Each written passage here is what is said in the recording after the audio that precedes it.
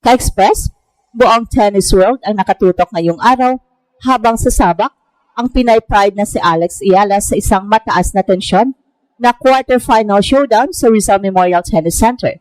Ang 20-year-old na si Alex, na kasalukuyang WTA number 49, ay haharap sa Colombian standout na si Camila Osorio sa isang home court matchup na itinuturing na isa sa pinakamahalagang laban ng kanyang career ngayon.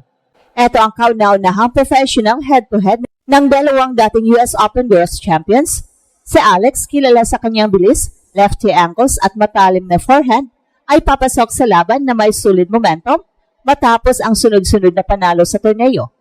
At sa kabilang banda, si Camila ay may mas malawak na karanasan sa WTA Tour, kabilang ang career high ranking na number 33 at 3 WTA titles, karamihan sa clay, pero may kakayahang mag-adjust sa hard court conditions.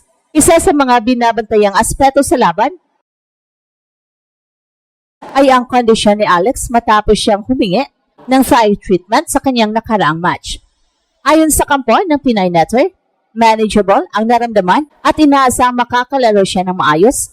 Gayunpaman, malinaw na magiging factor ang physical readiness niya laban sa consistency at grit ni Camila, na kilala sa mahabang rallies at mental toughness sa malaking laban.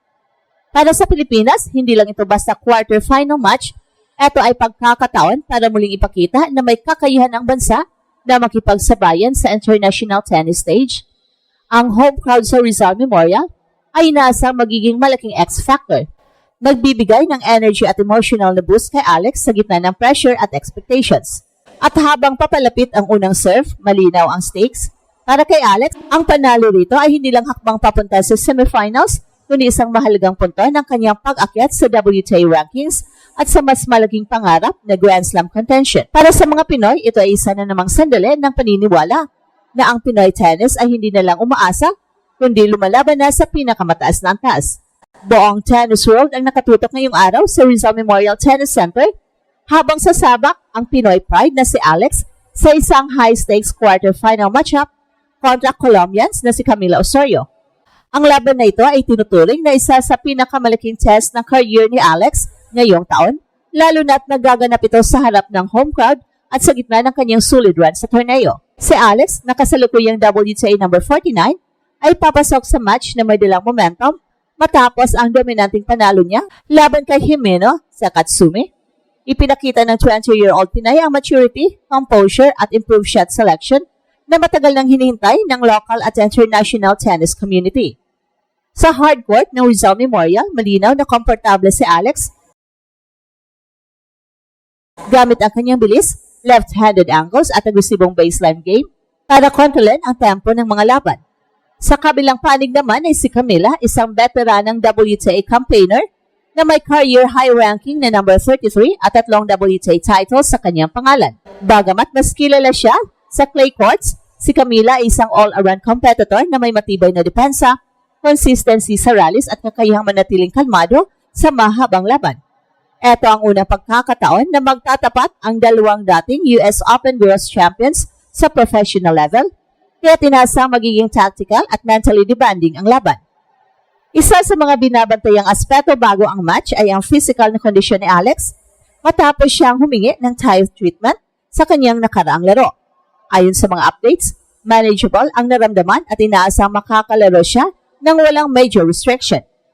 Gayunpaman, malinaw na magiging mahalaga ang kanyang movement at endurance laban sa isang player tulad ni Camila na kilala sa pagod-inviting rallies. Para sa Philippine Tennis, ang laban na ito ay higit pa sa isang quarterfinal appearance. Ito ay indikasyon ng tuloy-tuloy na pag-angat ni Alex sa WTA circuit at patunay na ang Pilipinas ay unti-unting nagiging relevant sa international tennis conversion. At habang papalapit ang match time, malinaw na hindi lang panalo ang nakataya, kundi ang susunod na hakbang sa mas malaking pangarap ni Alex sa global stage. Sa aspeto ng match dynamics, malinaw na magkakaroon ng contrast sa estilo ng laro ni na Alex at Camila. Si Alex ay papasok sa laban na may mas agresibong mindset, gamit ang kanyang speed at lefty angles para magbukas ng court at pilitin si Camila na gumalaw mula side to side. Ang kanyang forehand ay naging pangunahing sandata niya sa mga nakaraang laban at inaasang magiging susi sa pagkuha ng early control, lalo na kung makakakuha siya ng maagang break ng serve. At si Camila naman ay kilala bilang isang player na bihirang magpanik. Ang kanyang laro ay nakasentro sa consistency, mahabang rallies at kakayang antayin na magkamali ang kalaban. Sa mga ganitong klaseng laban, mahalaga para kay Alex na manatiling disiplinado at iwasan ang forced errors, lalo na sa gitna ng emotional na suporta ng home crowd. Ang home energy ay magiging advantage pero maaari ring magdala ng dagdag na pressure kung hindi ma-manage ng maayos. At isang mahalagang factor sa laban na ito ay ang physical conditioning ng dalawang players. Si Alex na kamakailan lamang ay nagpakita ng bahagyang discomfort sa kanyang thigh, ay kailangang maging matalino sa shot selection at pacing ng laro. Ang mabilis na puntos at maayos na service game ay makakatulong para hindi humaba ang rallies. Sa kabilang banda, si Camila ay may reputasyon sa pagiging matibay sa mahabang laban at kayang mag-maintain ng intensity kahit umabot sa third set. So sa mas malaking larawan, ang quarter-final clash na ito ay may direktang implikasyon sa career trajectory ni Alex. Ang panalo laban sa isang player na may WTA titles at mas mataas na career ranking ay magbibigay ng mahalagang confidence boost at ranking points. At higit pa rito, magsisilbi itong indikasyon na handa na siyang makipagsabayan hindi lamang sa WTA 125 level, kundi pati sa mas mataas na antas ng tour. At habang papalapit ang match, nananatiling mataas ang anticipation sa Rizal Memorial Tennis Center para sa mga manunood at sa buong bansa. Ang laban na ito ay isang pagkakataon upang masaksihan kung hanggang saan na ang narating ng Pinoy tennis sa kasalukuyang henerasyon. At para kay Alex, ito ay isa pang hakbang sa paghubog ng kanyang identity bilang isang consistent contender sa global tennis scene. Habang papasok sa court sina Alex at Camila, malinaw na ang quarterfinal matchup na ito ay higit pa sa isang regular na laro sa tournament bracket. Ito ay isang sukatan ng kanyang kasalukuyang antas bilang WTA player at isang pagkakataon upang patunayan na ang kanyang recent rise ay hindi aksidente kundi bunga ng tuloy-tuloy na development at maturity sa loob ng court. Ang home court advantage sa Rizal Memorial ay nasa magbibigay ng dagdag na energy pero magiging mahalaga ang composure at decision-making ni Alex laban sa isang veteranang kalaban tulad ni Camila.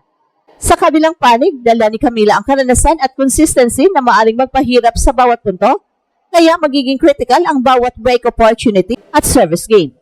Well, anuman ang maging resulta, ang laban na ito ay malinaw na indikasyon ng pag-usad ng Philippine tennis sa international stage.